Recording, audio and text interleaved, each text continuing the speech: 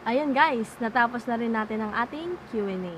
And of course, meron tayong second portion ng ating vlog today. Kasi nga, gusto kong makabawi doon sa hindi ako nakapag-upload last week eh.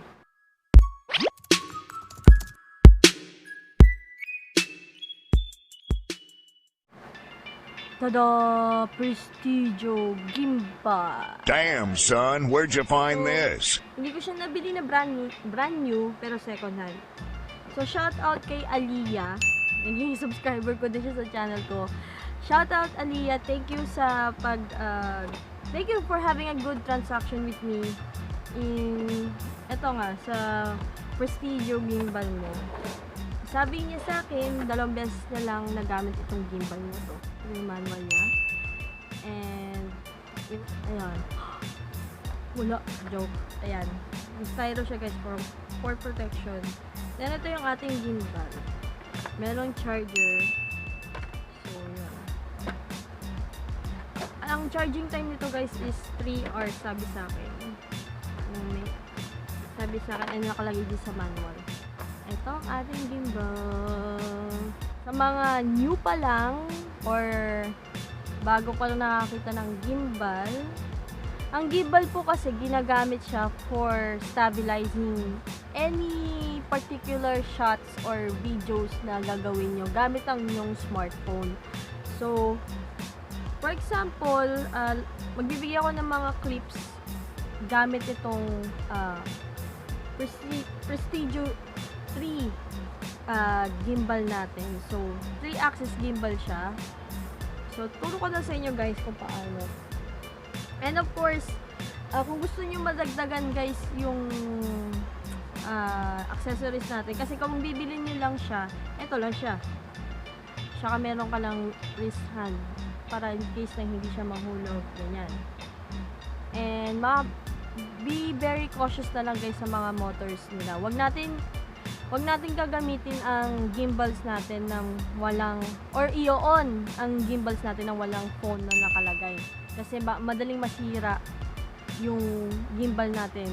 Dahil syempre, binabalance nga niya eh. Tinatansya niya yung balance ng phone. So, ingat lang tayo guys ha. Be very careful na wag masira yung mga motor ng ating gimbal. Kahit hindi itong Prestigio, kahit yung mga ibang gimbal na gamit nyo ngayon. So, ikakabit ko na tong S8 Plus ko dito sa gimbal para masubukan na natin. Para mas balance itong ating gimbal, tanggalin na lang natin yung case guys kasi medyo mabigat pag may case yung phone natin. Okay? Yan, tinanggal ko yung case niya. Then, ikakabit natin siya dito. Kailangan guys, ang camera is nakalabas ha. Huwag baliktad guys ha, para kasi baliktad yung ilagay niyo. Then ipupush natin siya dito sa pinakadulo para malak siya. Ayan. Okay. Ayan. Ba, todo na. So, ayan, nakabit na natin. Ngayon, hindi pa yun tapos. Ang gagawin natin, ayan, nakita nyo diba hindi siya balance? Kailangan balance yung phone nyo dito. So, meron siyang adjustment. Ito siya guys. Kung nakikita nyo. Ayan. Yung bilog na yan. I-unscrew nyo lang. Wait lang. I-unscrew nyo yun. Ito. Para mag-balance siya. So, ang pag-unscrew is pakaliwa. Then, hanggang sa mag-balance siya. Ayan. Guys, tingnan nyo. Medyo balance na siya. Ayan o. Balance na siya guys. Ayan. So, ang gagawin natin, ilalak na natin. Para hindi na ulit hindi na magulo. Ayan na siya. Ngayon, ang gagawin natin, magda-download kayo guys na tong app na sabihin ko sa inyo. It's called Gimbal Pro. Download nyo lang sa Play Store, search nyo, or click nyo yung link sa baba para ma-download nyo yung app mismo. Diretso na sa Play Store. Nyo muna, pagka-install, on nyo na yung gimbal nyo. Para mag-on, i-click nyo lang tong nakalagay na may red na button. So, tingnan nyo lang. Ayan na. Tada! Ano na siya, pinapantay na. Ano siya, naka-on na. So, gagawin natin, Gimbal Pro is asking to turn on Bluetooth. So, turn on yung Bluetooth nyo, allow nyo lang. Then, ayun na, binabasa na siya guys. Nagbabasa na.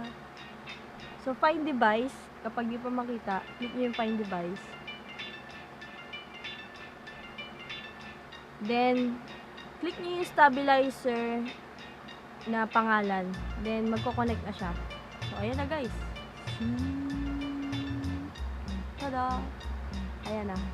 Gumagana na siya, diba? So, ayan guys. Kung makikita nyo, ayan. Ayan siya. Automatic. Pwedeng yung ano to. Pwedeng kayong gumawa nito guys. Kung gusto nyo mag-shoot ng mga magagandang scenery, videos, ganyan, etc. Pwede. Saka, yung mga settings din to guys. Sa next vlog ko, isi-share ko sa inyo. So, yan, pwede kayong, kung saan nyo i-click, kung saan nyo direction yung kamay nyo. Susunod yung gimbal nyo. Ayan.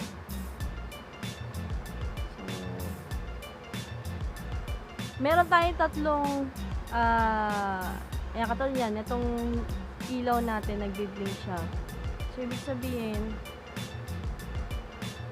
sinusunod niya yung mood ng sa kamay mo. Ayan. Pwede kang kumuha. Ito yung picture. Shutter button natin. Then, may mga different mode din may different mode din ang natin, ang gimbal natin. As you can see, ayan, no? May siyang mode. Ayan. Sa manual naman, guys, nakalagay lahat yung niya. Yung settings niya doon. Tsaka yung, kung ano ba yung mismong description niya. So, ayan siya. So, pwede kayong mag-take ng time-lapse, lahat. Ito. Sa gimbal. Pwede ka mamili ng mga configuration dyan guys. So, meron tayong rapid configuration. Ibig sabihin rapid yung pagsunod niya, yung paggalaw niya. Pwedeng mabagal, pwedeng tama lang, at pwedeng mabilis. Then, meron tayong joystick control direction. So, ba yan? Kung free ba siya pwedeng gumalaw or naka-focus lang. Then, next is pan reverse, reverse, follow speed, medium. Then next, vertical speed, very fast. Pag pataas, kailangan mabilis. Ganyan. And, meron din tayong calibration guys. Kung gusto niyo i-test yung calibration ng ating gimbal, start calibration nyo lang muna. So, ayan. Pwede guys. Kung gusto niyo makita yung mga shots, eto, papakita ko sa inyo. Ayan. Gamit ang Prestigio 3 gimbal, then versus cellphone na. Napakalaking tulong din guys na may gimbal ka. Hindi ko sinasabi bumili kayo ng gimbal guys ha, pero gusto ko lang malaman yun na mas smooth ang ang videos nyo kapag may gimbal kayong gamit. Yan, tatandaan nyo, mas smooth ang paggawa ng video. Pwede tayong magdagdag ng accessories sa ating gimbal. So, ito kasi, hindi ito kasama dito sa mismong Prestigio 3 na to. So, bumili ako ng long arm fold shoe. Ito. Pwede nyo siyang ilagay dito sa ilalim. As you can see, pwede kayong magdagdag ng accessories sa Prestigio 3 nyo kasi purpose naman ito is to have yourself an accessory para maglagay ng, or para makapaglagay kayo ng mic. Ayun guys, ayun, pwede dyan yung isusuot yung, kung may cold shoe yung mic nyo, dyan. Then, pwede kayo maglagay din ng, sabihin natin light, or any other accessories na gusto nyo ilagay pa. So, itong long arm cold shoe natin, ilagay natin yan dito sa ilalim. Dito ko lang. Patayin nga muna yung gimbal. Patayin ko muna yung gimbal. Napatay na. Then, lagay na natin sa ilalim.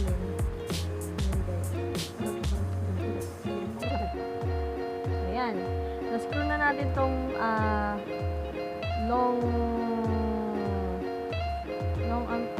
long arm poncho natin.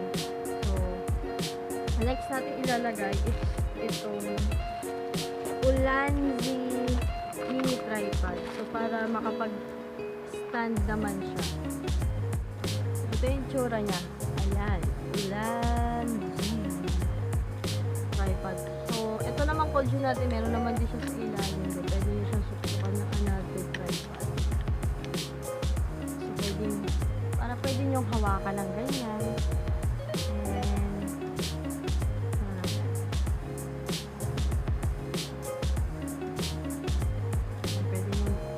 Hawakan ng ganyan, pwede yung yan, may accessory na kayo, pwede nyo lagyan na ng microphone, flash, then may tripod na kayo. So ito yung itsura niya guys, kapag full setup siya. So ang ganda diba guys? So pwede talaga. So kung gusto nyo lang guys, pwede kayong gumamit talaga ng gimbal for your video. Kung trip nyo lang talaga or yung mas focus nyo is about videos outside, kapag magta-travel kayo, ganyan. So, itong malaking tulong sa inyo guys, yung gimbal. Para smooth shot, ganyan. Ayun guys, I hope na nakatulong ako sa inyo. Napakita ko sa inyo yung gimbal na pwede makatulong sa inyo sa mga travel vlogs nyo. And of course, may nalaman din kayo a little bit about myself sa pagbabloggs ko. So, tuloy pa rin ang Q&A natin. Inipon ko lang mga questions nyo. Pwede pa rin kayo magtanong kahit sa Facebook or sa aking YouTube channel. So, comment lang kayo guys sa baba. Lagyan nyo ng hashtag na AskGGNis regarding sa vlogs ko ba yan, personality ko, etc. So, sasagutin ko yan guys. Akong bahala sa inyo. So, yun lamang po. Hope you have a good day. Always thank the Lord for everything and God may purpose sa buhay natin. And guys, malapit na natin ma-reach ang ating 1,000 subscribers. Konting-konti na lang guys. Yung ating 2019 goal for this year is to have 1,000 subscribers. I hope and I pray talaga na tuloy-tuloy na to guys. Salamat sa aking mga subscribers and kung bago lang kayo guys, please subscribe and hit the notification button para ma-notify kayo ng mga future videos ko like this one in my channel.